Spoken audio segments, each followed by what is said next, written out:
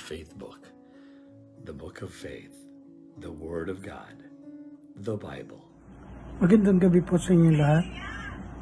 Pastor Rodel Bedina po, para po sa ating FBK ngayong gabi na makikita po natin sa Colossians chapter 2, verse 16 and 17. Ito po ang sabi dito ng Panginoon sa Colossians chapter 2, verse 16 and 17. Pero bago po yan, siguro po ay manalangin po muna tayo. Let's pray. Panginoon, kayo po ang manguna sa aming pag-aaral. Sana po, Panginoon, gabayan mo po kami. At sana po matutunan po namin itong aaralin po namin. Sa pangalan po ni Jesus. Amen. Yun po. Sasabi po ng itong Colossians chapter 2, verse 16 and 17, sabi dito, "Therefore, do not let anyone judge you by what you eat or drink, or with regard to a religious festival, a new moon celebration, or a Sabbath day. These are a shadow of the things that were to come. The reality, however, is found in Christ." So, makikita po natin itong Colossians chapter 2, verse 16 and 17.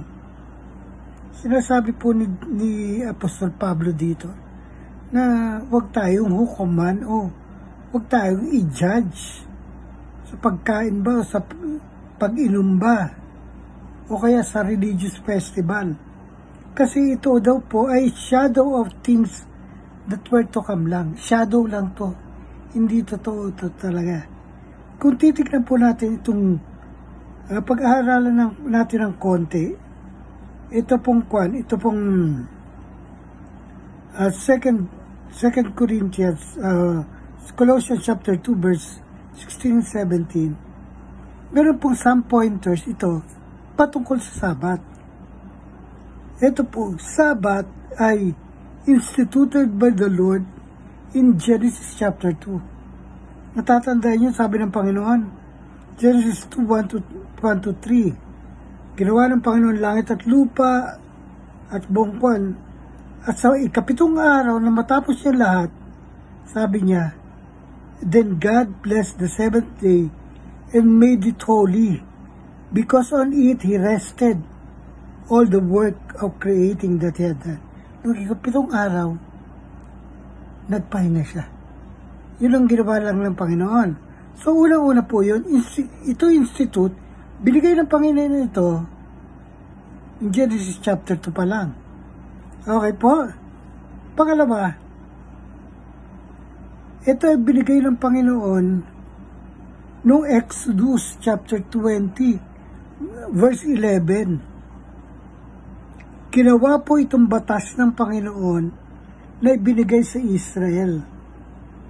Na kumbaga itong Sabat na to, sabi, "Remember the Sabbath day by keeping it holy." Exodus 28-11 po ito. 6 days you shall labor and do all your work, but the seventh day is a Sabbath to the Lord your God. Diba? Yung ikapitong araw, Sabat po yun.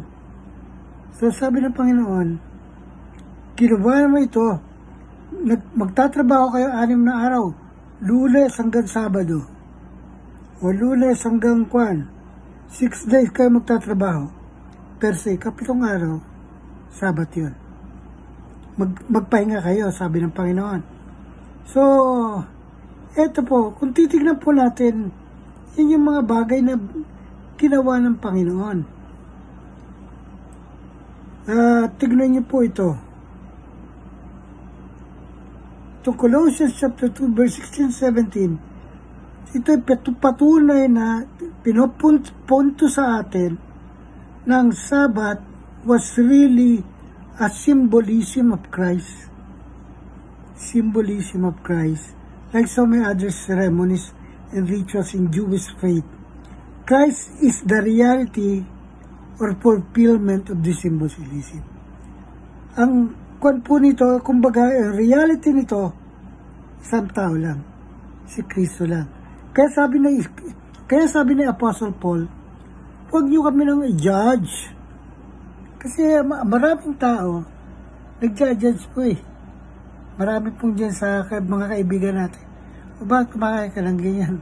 Bawal yun eh. Diba? O ba't di ka nagpapahinga sa Sabat? Eh, sabi ng Panginoon yun eh. Diba? So sabi dito, ito ay symbol lamang, symbolism of Christ, like many other ceremonies and rituals in Jewish faith. Christ is the reality or fulfillment of the symbolism. Si Kristo po, yung realidad nitong kuha na to, nitong faith na to, yung symbolism na to, si Kristo po yung kuha, yung reality. So tandaan po natin, ito pong, sabi ni Apostol Pablo, huwag niyo kami i-judge. Bakit? Totoo naman yun eh. Bakit ka mag-judge? Diba? Kailangan natin, isipin palagi, yung ginagawa natin, si Kristo to. Tandaan po natin palagi yan. Amen po? So yan po yung ating faith book ngayong gabi. Colossians chapter 2, verse 16 and 17. Manalangin po tayo. Lord, salamat po. At nakita namin yung katotohanan dito sa symbolism na ito. Na kayo yung katotohanan. Sana po, kayo yung gabayan namin, kayo yung sambahin namin, kayo yung manguna sa amin. Puri ka po namin, sa pangalan ni Jesus. Amen po. God bless po.